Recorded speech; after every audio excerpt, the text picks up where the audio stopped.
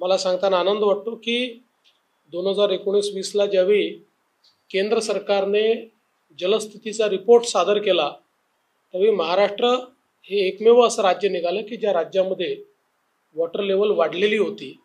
याचं कारण खूप मोठ्या प्रमाणात जलसंधारणामध्ये आपण सगळ्यांनी मिळून काम केलं। विशेषतः नाम फाउंडेशन आणि BGSचं याकरता मी धन्यवाद मानतो की नाम फाउंडेशनच्या माध्यमातून लोकांना प्रवृत्त करणं, लोकांना सोबत घेणं, शेतकऱ्यांमधली गावकऱ्यांमधली निराशा दूर करणं हे एक महत्त्वाचं काम नाम फाउंडेशनने केलं। आणि एकदा जर हे केलं तर पुढचं काम हे ऑटो पायलट मोडवर होतं, कारण लोकांमध्ये उत्साह आणला की बघ नवीन संकल्पना ते स्वतः राबवतात।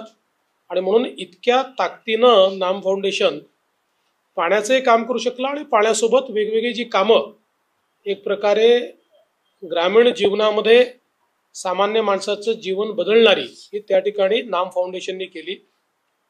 BGSने देखील अतिशय चांगल्या प्रकारे सायंटिफिक पद्धतीनं लोकांना ट्रेनिंग देऊन, लोकांना एक प्रकारे गावोगावी जल एक्सपर्ट तयार करून आणि खूप मोठ्या प्रमाणात मशिनरीचं मोबिलायझेशन करणं आणि लोकसहभागातनं त्या ठिकाणी नाले असतील, ओढे असतील, तलाव असतील, या सगळ्यांचं खोलीकरण करणं, त्यातनं गाळ काढणं, तो गाळ शेतकऱ्यांच्या शेतीपर्यंत नेणं एक अतिशय मोठं काम केलं। आणि त्यासोबत जलयात्रा ही एक सगळ्यात महत्त्वाची गोष्ट BGSने केली की ज्याच्यामुळे गावोगावी जलसाक्षर लोक तयार झाले।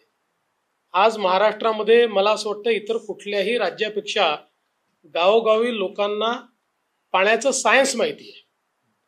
म्हणजे याच्यामध्ये श्री आमिर खान यांचं देखील नाव घेतलं पाहिजे की त्यांनी जी स्पर्धा घेतली त्या स्पर्धेनेही खूप लोक उत्साहित झाले आणि अनेक गावांनी त्या स्पर्धेमध्ये सहभागी होऊन त्यातनं हे जे काही पाण्याचं सायन्स आहे हे समजून घेतलं।